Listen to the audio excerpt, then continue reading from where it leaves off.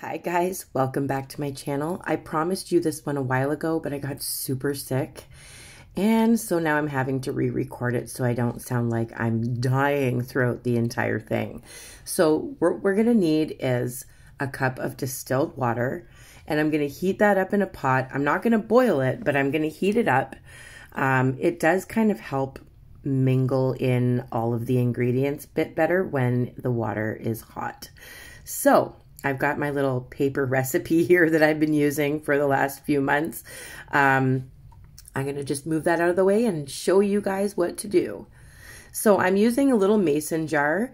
It's best if you have one with a nice lid and you can put it in the fridge and keep it nice and safe and label it even and let people know don't drink it. I'm going to use some gum arabic, which I found on Amazon. You can make quite a bit of binder with just this one package. It cost me $19.99 in Canadian for it. Now I'm making quite a bit of binder because I make quite a bit of paint all at once. So I'm using just over a half cup of gum arabic, and I'm going to put that. I don't have a funnel at the moment. I cannot find it in my junk drawer. Well, it's not supposed to be a junk drawer. But I have 3 boys in the house that put everything into the drawer. So, paper funnel it is. What a mess I am making.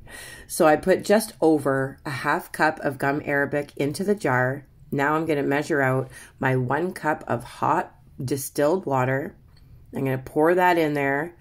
And it takes a little while to dissolve, so like go sit down, put on some shows, make yourself a coffee, and you can let it sit there for a minute. I'm using just a hand mixer utensil because my whisk is not available as well.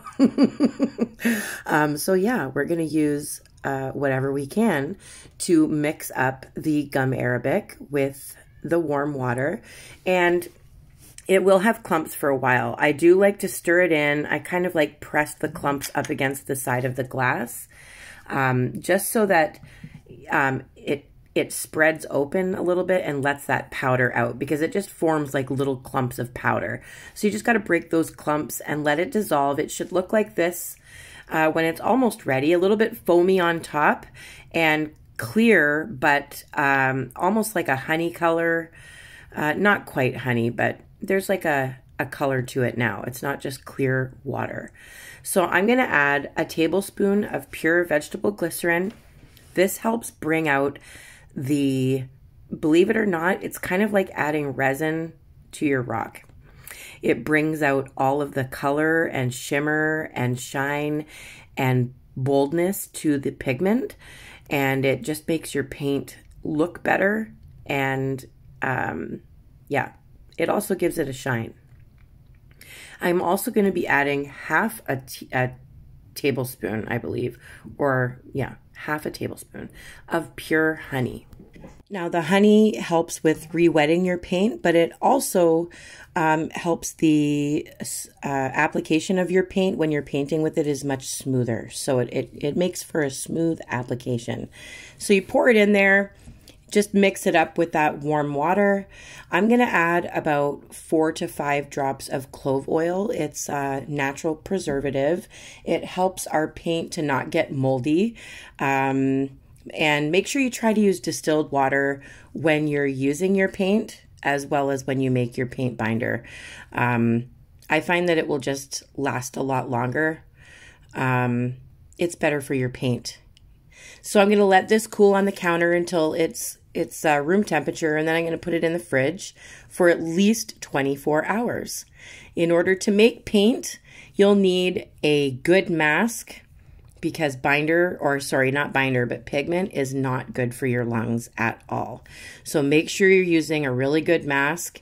You're going to need some artist palettes or some artist spatulas.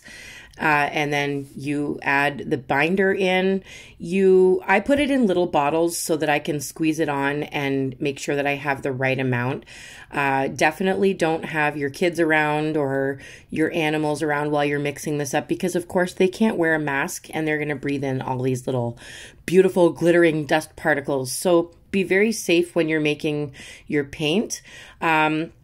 I will list in the description a couple of places that I've bought pigment from in order to make paint, but I haven't found like a cost-effective way of me getting paint in Canada yet.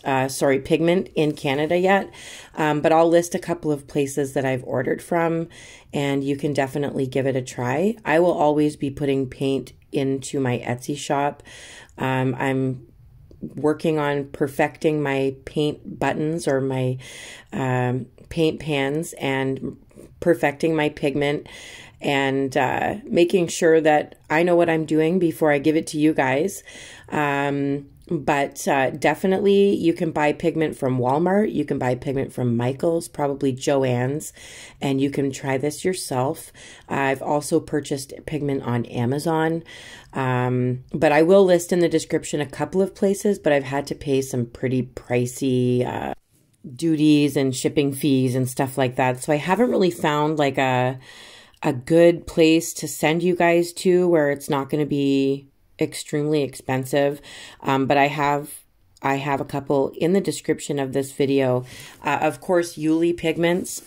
I've purchased my favorite watercolor metallic paints and color shifting paints from Yuli. Yuli Watercolours on Etsy. And she also has Yuli pigments on Etsy. So you can definitely buy pigments there. I've spent far too much money doing that, and it's not easy for me to buy in bulk. It's way too expensive for me.